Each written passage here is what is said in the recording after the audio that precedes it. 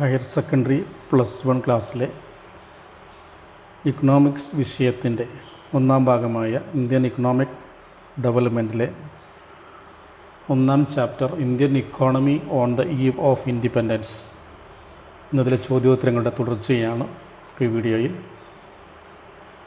മുൻ വീഡിയോകളിലെ ചോദ്യങ്ങളുടെയും ഉത്തരങ്ങളുടെയും തുടർച്ചയായിട്ടുള്ള 3 മാർക്കിൻ്റെയും 5 മാർക്കിൻ്റെയും വിശദീകരണത്തോടു കൂടിയുള്ള ചോദ്യങ്ങളും ഉത്തരങ്ങളുമാണ് ഈ വീഡിയോയിൽ ഉൾക്കൊള്ളിച്ചിട്ടുള്ളത്. ചോദ്യം 1. The traditional handicrafts industries were ruined under the British rule. പരമ്പരാഗതമായ കരകൗശല വ്യവസായം ബ്രിട്ടീഷ് ഭരണത്തിന് കീഴിൽ തകർന്നു. Do you agree with these view? ഈ കാഴ്ചപ്പാടിനോട് നിങ്ങൾ യോജിക്കുന്നുവോ? Give reasons in support of your answer. നിങ്ങളുടെ ആൻസറിന് പിൻബലമേകുന്ന കാരണങ്ങൾ നൽകുക. ആൻസർ യെസ്, അതെ എന്നാണ് ഉത്തരം. കാരണം India's traditional handicrafts industries were ruined under the British rule. British ഭരണത്തിന് കീഴിൽ ഇന്ത്യയിലെ പരമ്പരാഗതമായ കരകൗശല വ്യവസായം തകർന്നു. There were many reasons behind these. ഇതിന് പിറകിൽ പല കാരണങ്ങളുണ്ടായിരുന്നു. The British adopted the strategy of systematically deindustrialising India. ബ്രിട്ടീഷുകാർ വ്യവസ്ഥാപിതമായി ഇന്ത്യയിലെ വ്യവസായങ്ങളെ തകർക്കുന്ന തന്ത്രം സ്വീകരിച്ചു. The main raw materials required by the handicrafts industries such as cotton and silk were exported to Britain. കരകൗശല വ്യവസായങ്ങൾക്ക് ആവശ്യമായ പ്രധാനപ്പെട്ട അസംസ്കൃത വസ്തുവായ പരുത്തി, പട്ട് പോലെയുള്ള പ്രാഥമിക വസ്തുക്കൾ ബ്രിട്ടനിലേക്ക് കയറ്റുമതി ചെയ്തു. ഇൻസ്റ്റഡ് അതിന് പകരമായിട്ട് imported to Indian markets the finished products which are low cost.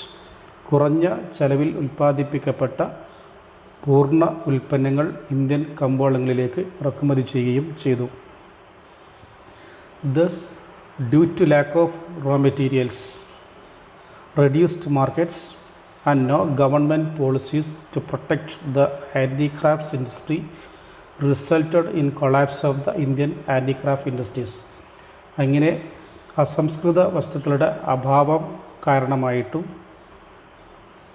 കമ്പോളങ്ങളുടെ കുറവ് കൊണ്ടും കരകൗശല വ്യവസായങ്ങളെ സംരക്ഷിക്കാൻ ആവശ്യമായ ഗവൺമെൻറ്റിൻ്റെ നയങ്ങളുടെ അഭാവം കൊണ്ടും ഇന്ത്യയിലെ കരകൗശല വ്യവസായങ്ങൾ തകരാൻ ഇടയായി. Question 2. Highlights the salient features of India's pre independence occupational structure. India സ്വാതന്ത്ര്യം നേടുന്നതിന് മുമ്പുള്ള ഇന്ത്യയുടെ തൊഴിൽ ഘടനയുടെ പ്രധാനപ്പെട്ട സവിശേഷതകൾ എടുത്തു പറയുക. Answer: the distribution of working persons across different economic sectors is called occupation structure. വിവിധ സാമ്പത്തിക മേഖലകൾക്കിടയിലുള്ള തൊഴിലെടുക്കുന്ന ആളുകളുടെ വിതരണത്തെയാണ് തൊഴിൽ ഘടന എന്നതുകൊണ്ട് അർത്ഥമാക്കുന്നത്. The agriculture sector accounted for the largest share of workforce. ഇന്ത്യയിലെ തൊഴിൽ ശേഷിയുടെ വലിയ പങ്ക് വഹിച്ചത് കാർഷിക മേഖലയായിരുന്നു. About 72% people were engaged in agriculture. ഏതാണ്ട് 72% ആളുകൾ കാർഷിക മേഖലയിലാണ് തൊഴിൽ തേടിയത്. 10% ഇൻ മാനുഫാക്ചറിങ്, 10% വ്യവസായ മേഖലയിലും. ആൻഡ് 18% ഇൻ സർവീസ് സെക്ടർ, 18% സേവന മേഖലയിലുമാണ് തൊഴിൽ കണ്ടെത്തിയിരുന്നത്. Question 3. Mention the objectives of British policies of infrastructure development in India. ഇന്ത്യയിൽ ബ്രിട്ടീഷുകാരുടെ അടിസ്ഥാന സൗകര്യ വികസന നയത്തിൻ്റെ പ്രധാനപ്പെട്ട ലക്ഷ്യങ്ങൾ ഏതൊക്കെയെന്ന് എടുത്തു പറയുക. Answer: basic infrastructure like railways, roads, telegraph etcetera were developed during British period. British ഭരണക്കാലത്ത് റെയിൽവേ, റോഡ്, ടെലിഗ്രാഫ് പോലെയുള്ള അടിസ്ഥാന സൗകര്യങ്ങൾ വികസിച്ചു.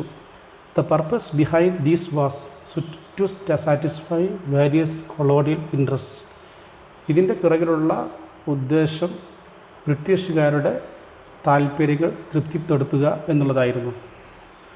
Roads were build for the purpose of mobilising the army. റോഡുകൾ നിർമ്മിച്ചത് സൈന്യത്തെ വിന്യസിക്കുക എന്ന ഉദ്ദേശത്തോടു കൂടിയായിരുന്നു. The introduction of telegraph in India was basically to maintain law and order. ക്രമസമാധാനം നിലനിർത്തുക എന്ന അടിസ്ഥാനപരമായ ഉദ്ദേശത്തോടു കൂടിയാണ് ടെലഗ്രാഫ് നടപ്പിലാക്കിയത്. Railway introduce to mobilise army and raw materials.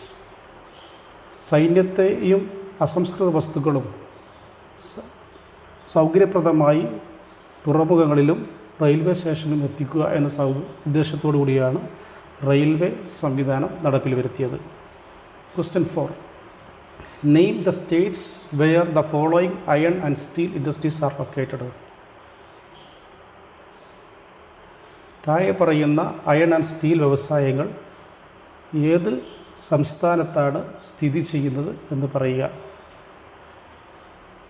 താഴെ പറയുന്ന അയൺ സ്റ്റീൽ വ്യവസായങ്ങൾ സ്ഥിതി ചെയ്യുന്ന സംസ്ഥാനങ്ങളുടെ പേര് പറയുക. TISCO, Tata Iron and Steel Company. ജാർഖണ്ഡിലാണ് ടിസ്കോ സ്ഥിതി ചെയ്യുന്നത്. IISCO, Indian Iron and Steel Company, in West Bengal. Bhilai steel plant in Chhattisgarh. Question 5. What are the major economic challenges of India today. ഇന്ത്യയുടെ ഇന്നത്തെ ഏറ്റവും പ്രധാനപ്പെട്ട വെല്ലുവിളികൾ ഏതൊക്കെയാണ്? Answer: 1. Low agricultural growth rate, കുറഞ്ഞ നിരക്കിലുള്ള കാർഷിക വളർച്ചാ നിരക്ക്. 2. റൈസിംഗ് പ്രൈസസ്, വിലക്കയറ്റം. ഇൻഫ്ലേഷൻ, പണപ്പെരുപ്പം. 4. റാപ്പിഡ് ഗ്രോത്ത് ഓഫ് പോപ്പുലേഷൻ, ദ്രുതഗതിയിലുള്ള ജനസംഖ്യാ വളർച്ച. നെക്സ്റ്റ്, പൂവർ ഇൻഫ്രാസ്ട്രക്ചർ ഫെസിലിറ്റീസ്, മോശമായ അടിസ്ഥാന സൗകര്യങ്ങൾ. നെക്സ്റ്റ്, ഷോർട്ടേജ് ഓഫ് റിസോഴ്സസ്, വിഭവങ്ങളുടെ ദൗർലഭ്യം. നെക്സ്റ്റ്, പോവർട്ടി ആൻഡ് അൺഎംപ്ലോയ്മെൻറ്റ്, ദാരിദ്ര്യവും തൊഴിലില്ലായ്മയും. Question 6. During British rule, land and labour were transformed into commodity. ബ്രിട്ടീഷ് ഭരണകാലത്ത് ഭൂമിയും തൊഴിലും വസ്തുക്കളായി രൂപമാറ്റം സംഭവിക്കപ്പെട്ടിരിക്കുന്നു. Justify these statement. ഈ പ്രസ്താവനയെ ന്യായീകരിക്കുക. Answer: land being the most important income building asset in the rural society became a much sought after commodity. ഗ്രാമീണ സമൂഹത്തിൽ വരുമാനം കിട്ടിയിരുന്ന ഏറ്റവും പ്രധാനപ്പെട്ട അസറ്റായ ഭൂമി ഒരു വസ്തുവായിട്ട് രൂപമാറ്റം സംഭവിച്ചിരിക്കുന്നു.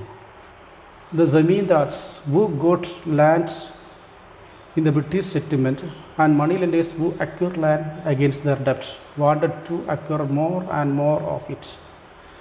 ബ്രിട്ടീഷ് സെറ്റിൽമെൻറ്റ് ഭാഗമായി ഭൂമി ലഭിച്ച ജമീന്ദാർമാരും കടം കൊടുത്തതിന് പകരമായി സ്വായത്തമാക്കിയ ഭൂമി ലഭിച്ച മണി ലെൻഡേഴ്സും കൂടുതൽ ഭൂമി ലഭിക്കാൻ ആഗ്രഹിച്ചു.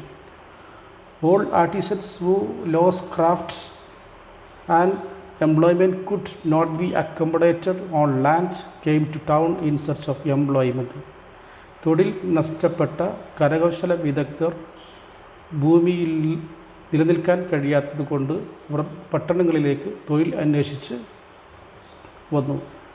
Some of them got employment in factories and some other became coolies and domestic servants.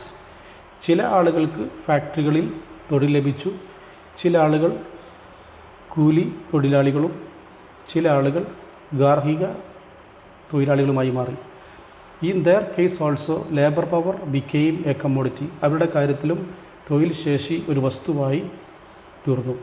Thus അങ്ങനെ it can be concluded that during British rule land and labour were transformed into commodity. അങ്ങനെ British ഭരണകാലത്ത് ഭൂമിയും തൊഴിലും ഒരു വസ്തുവായിട്ട് പരിണമിച്ചു എന്ന് പറയാൻ സാധിക്കും. Question 7. What do you understand by the drain of Indian wealth during the colonial rule. British ഭരണകാലത്ത് ഇന്ത്യൻ സമ്പത്ത് ചോർന്നു എന്നതുകൊണ്ട് നിങ്ങൾ എന്താണ് മനസ്സിലാക്കുന്നത്? Answer: the most important features of India's foreign trade through out the colonial period was generation of large export surplus.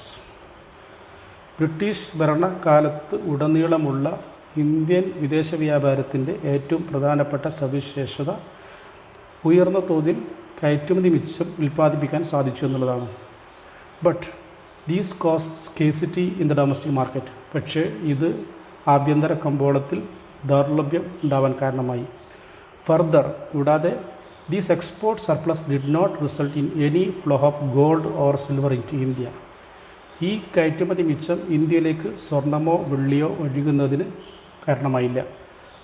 Rather, this was used to make payment for the expenses incurred by expenses on war, office setup of British government and import of invisible items. അതിന് പുറമെ ഇത് ഇന്ത്യയിലെ ബ്രിട്ടീഷുകാരുടെ യുദ്ധ ചെലവുകൾക്കും അവരുടെ office നടത്തിപ്പിനുള്ള ചെലവുകൾക്കും അദൃശ്യ വസ്തുക്കൾ ഇറക്കുമതി ചെയ്തതിനു വേണ്ടി ഉപയോഗപ്പെടുത്തുകയും ചെയ്തു. All these led to drain of Indian wealth during the colonial period. ഇതെല്ലാം ബ്രിട്ടീഷ് ഭരണകാലത്ത് ഇന്ത്യയുടെ സമ്പത്ത് ബ്രിട്ടനിലേക്ക് ചോർന്നു പോകുന്നതിലേക്ക് നയിച്ചു.